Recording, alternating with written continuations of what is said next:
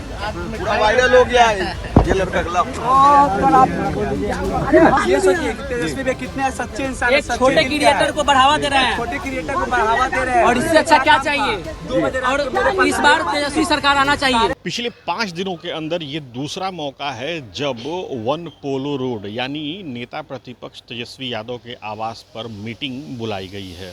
दरअसल आज ये मीटिंग बुलाई गई है तेजस्वी प्रसाद यादव का ये सरकारी आवास है और यहाँ पर महागठबंधन के घटक दलों के नेताओं की मीटिंग बुलाई गई है। एक एक करके नेता आ भी रहे हैं और अभी तक प्रदेश कांग्रेस अध्यक्ष राजेश राम, प्रदेश कांग्रेस प्रभारी कृष्ण अल्लवरू के साथ साथ कई अहम नेता आ चुके हैं यहाँ पर। और इसमें बताया जा रहा है कि सीट शेयरिंग के मुद्दे पर बातचीत हो सकती है।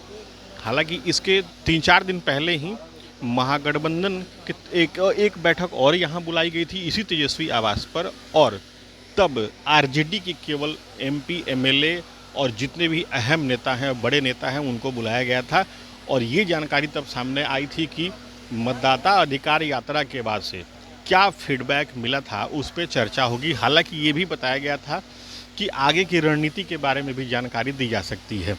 ये तेजस्वी आवास है, नेता एक एक करके आए हैं, अंदर चले गए हैं और अंदर जाने के पहले कई बार नेता मीडिया से बातें भी करते हैं और वो यहाँ भी बात हुई थी। तेजस्वी यादव जब यहाँ आए तो उन्होंने बातें भी की मीडिया से। उन्होंने ये भी बताया कि किस तरीके से राज्य सरकार जो है उनकी योजनाओं, जो प्रस्तावित योजनाएं थी, उनकी कॉपी कर रही है। तेजस्वी यादव ने कई मुद्दों पर अपनी बातों को रखा। आप तेजस्वी यादव की इस बयान को पहले सुनिए। गठबंधन के लिए नेताओं से बातचीत, चर्चा जो है वो चलती रहती है और लगातार ये प्रोसेस हम लोग निभाते रहे।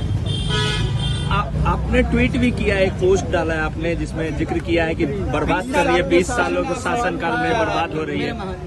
ट्वीट ही नहीं, हम तो जगह जगह के ये बात भी बोलते रहते हैं। क्या स्थिति बनी हुई है बिहार की, वो आप सब लोग देख रहे हैं।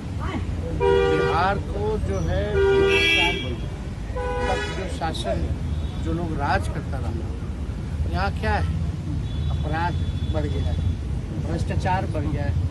क्या है, इंजीनियर को अब तक वारंट नहीं मिला, आप समझ रहे, ये स्थिति बनी हुई है। और यही नहीं, पढ़ाई की हालत देख लीजिए, कमाई की हालत देख लीजिए, सिंचाई की हालत देख लीजिए, दवाई की हालत देख लीजिए। प्रति व्यक्ति आय बिहार सबसे फिसलती, प्रति व्यक्ति निवेश सबसे फिसलती, किसानों के आय के मामले में सबसे पीछे बिहार।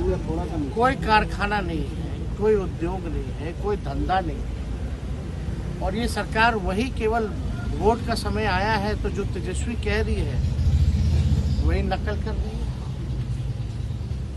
क्यों नहीं इससे पहले ये लोग बातें करते थे इसकी, पढ़ाई, दवाई, कमाई की, नौकरी की, रोजगार की? क्यों नहीं युवा आयोग की, डोमिसाइल की बातें करते थे?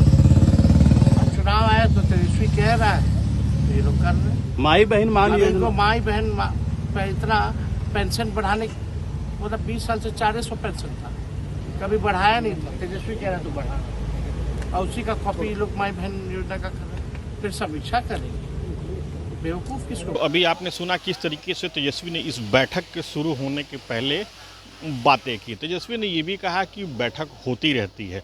दरअसल इस बैठक को अहम माना जा रहा है। अहम इसलिए माना जा रहा है कि अभी राज्य में विधानसभा चुनाव को लेकर के, चाहे वो एनडीए हो या फिर महागठबंधन, लगातार अपनी मजबूती को दर्शाने में लगे हुए हैं। रणनीति भी बन रही है।